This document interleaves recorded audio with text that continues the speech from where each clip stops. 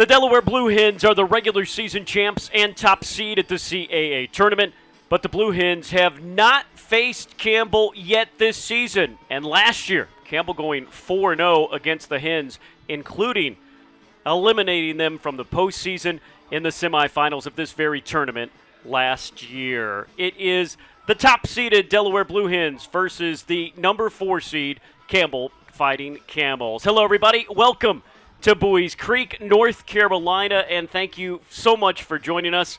Alongside Amanda Poole, I'm Chris Haymeyer. And Amanda, this is a Campbell team disappointed by the end of their season, but they seemed that after yesterday, they really got their groove back. Oh, yeah, they dropped. Welcome back to Buies Creek. Let's look in at the Credit Union 1 CAA Softball Championship Tournament summary. This is the first game of day number 2. The winner of this game, it's simple. They will be in the semifinals. They will play tomorrow at noon in this double elimination tournament. If Campbell loses, we know that they will play to stay against Hofstra at 5 coming up next year on Flow College. The 3rd seed Charleston Cougars take on 2nd seeded Elon. A full day of softball here at Amanda Littlejohn Stadium. We'll take a look at the starting lineups for today. And for this Campbell batting order, boy, they really got to it. The first meeting this season between these two teams, and there she is, the pitcher of the year in the CAA, one of the best in the nation. Look at those statistics. Billy Kerwood is sensational. Amanda, we went to break there. We both looked at each other. This is the first time I've seen Billy live this year. In our head, we thought we might see that, especially coming out for the jump. My goodness, what a performance from her. But she's battling against who might be the second best pitcher in this conference, in Megan Gregory. Gregory has become Campbell's ace. Yeah, I mean, we looked at Kerwood. She's 1st in the league in ERA. Gregory is 2nd in the league with that 1.78 ERA headed into this tournament. Oklahoma, that tells you what kind of pitcher she was. Gregory has taken over as the ace. And that ball is hit a long way to center field. On cue, the player of the year hits home run number 19 for the Blue Hens. And Delaware strikes first here in the bottom of the first. Talked about that batting average, but she also has that 877 slugging. She likes to hit for power, and just what a quality at-bat for Schaefer. Having those 2 strikeouts, being down in the count, but being able to get a feel for Gregory here, just what a blast from the bottom of the zone, sees the strike, swings and goes. Hits it out to the deepest part of this ballpark. This is the first time with Campbell being a CAA foe that Delaware has played here in this ballpark. They did not play last year. Defense this year, off speed, late swing, out to right. Sweeney makes the call and the catch, but a 2-out, 2-strike. Big blast from the player of the year. Sydney Schaefer puts the Blue Hens up. As we go to the second, it's Delaware 1, Campbell nothing. Schaefer, a no-doubter to center field. Blanche trying to change that. The tying run at second. Flair. Foul territory. Diving catch. Tyra Parker makes the catch and wins the game for Campbell.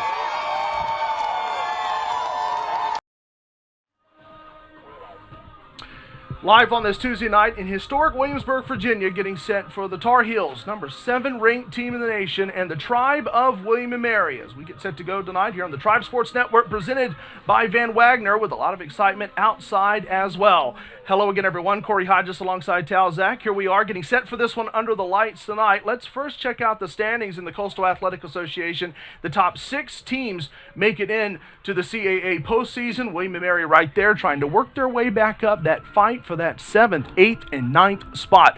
On the flip side, in the ACC, as we look at the standings there, this is the non-conference season finale for the Tar Heels. They are 4th in the ACC behind Pitt and Stanford and Clemson. So this isn't a chance to move themselves up tonight in the ACC, but they're in a good spot once they resume conference play. In terms of series history, Tal, between these two teams, I'll bring you in now. We'll of course, see what's happened over the last 40-plus years, but one thing is for certain, last season's match was a good one. It was a scoreless draw in Chapel Hill as William & Mary went down, took on the Tar Heels, and they played really well. Your thoughts? Yeah, my thoughts are exactly that, Corey. That last match between UNC and William & Mary definitely is a standout, and I'm ready to see what kind of standing out both of these teams got going on tonight. Again, going back to William & Mary, this is their golden ticket. They need to get 6 and up for the Coastal Athletic Association standings, but for the Tar Heels, this is it. So definitely good dynamics from both teams, so I'm excited to see how it goes. This is meeting number 22 all time. Players to watch now. And first for the Tar Heels, it's one of their best, the 6'4", the graduate student Martin Vitchian. We'll be watching him tonight. He had a good match at Notre Dame over the weekend. He's one of the best in terms of shots and goals scored on the season. No doubt will make a big difference tonight. On the other side for William & Mary, we're watching Aiden Morrison tonight. The sophomore from Denver, North Carolina, 2 goals on the season to go along with 20 shots and 6 shots on goal. Officiating this non-conference match tonight. Corner now for the Tribe. Barrett gets it. It's the first corner kick of the night for William & Mary. Barrett, that one curves its way in and it's through for Augie Cooper, who's the local kid from right here in Williamsburg. And Cooper will cut the Tar Heel deficit in half. It's a 2-1 match as Cooper, delightful and delicious and devilishly one of the top goal scorers in a clutch moment. Corey, as we take a look at that replay, I'm feeling the vibrations from this audience right now. Wow, you see all of the towels that you got in the entrance over there just waving, all of the kids and adults just on their feet for that goal. That was beautiful as we take a look at that replay. Well deserved by William & Mary. It is 2-1 now. Again, like you said, we're cutting it in half. We're not too deep. Cooper, his first goal of the season. And you watch him there with the footwork and makes that one possible. 23rd against NC State. So we saw it all tonight. 5 total goals for the Tar Heels, 2 for William & Mary. Augie Cooper got his first goal of the season, and a brace for Hilly, and Vitchian had one as well. I want to thank the entire team, Pete Clausen, John Salem, Sam Wolfe, Colin Keatley, everyone that makes it possible. That's Tal Zach. I'm Corey Hodges. Appreciate you being with us tonight. You've seen it all on the Tribe Sports Network, presented by Van Wagner and Flow Sports. Good night from historic Williamsburg.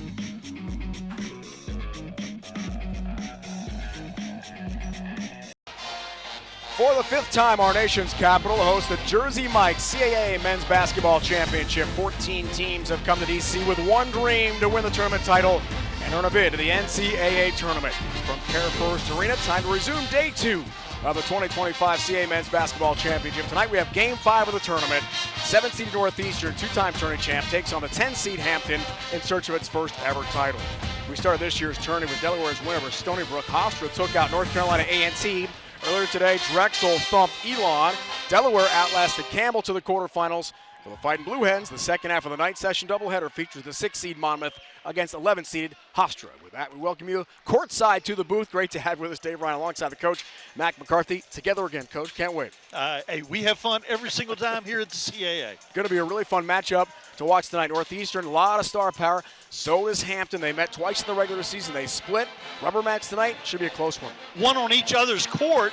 And, of course, Hampton really got going when they won at Northeastern with the changed lineup. They've been a different team down the stretch. Talked about the star power. Let's talk about Hampton's Noah Farrakhan. This guy is electrifying. Great scorer for the Pirates. Yeah, the grad student out of West Virginia, the transfer from West Virginia, has done a really good job running the offense, but he has really been a key on the other end. He heads up the most improved defense maybe in the league, and that's why they had the big winning streak down the stretch for Coach Thomas in his first year.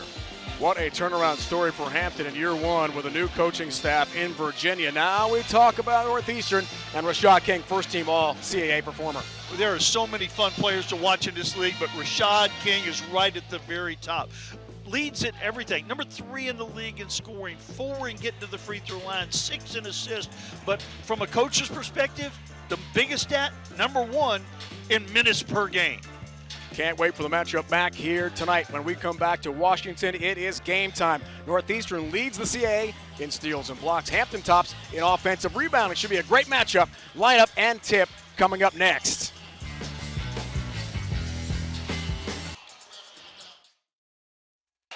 Getting set, first ever matchup in the CAA tournament between Northeastern and Hampton, head-to-head.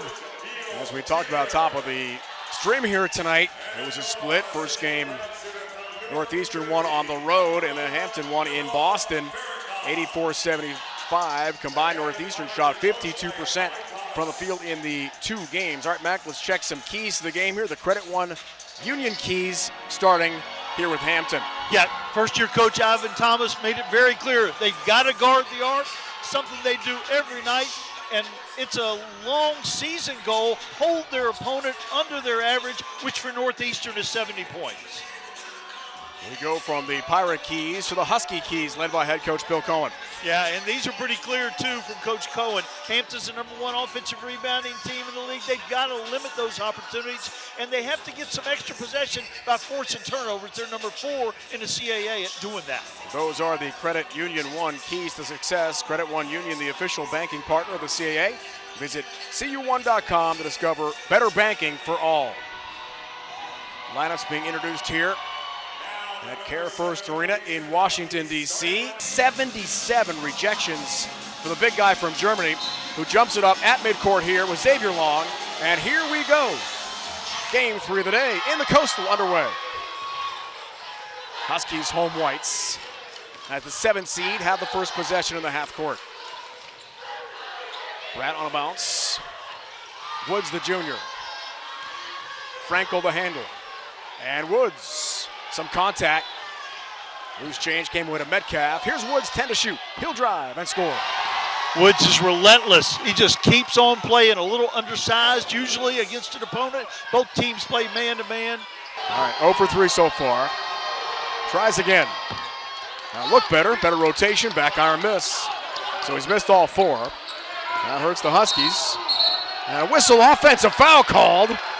Off the ball, Mullen is protesting it. Going to be the 3rd on Kyrie Smullen as he got too physical down court, off the ball, too emotional, and he's right down to the Hampton bench to sit for the rest of the half. Down the floor in transition.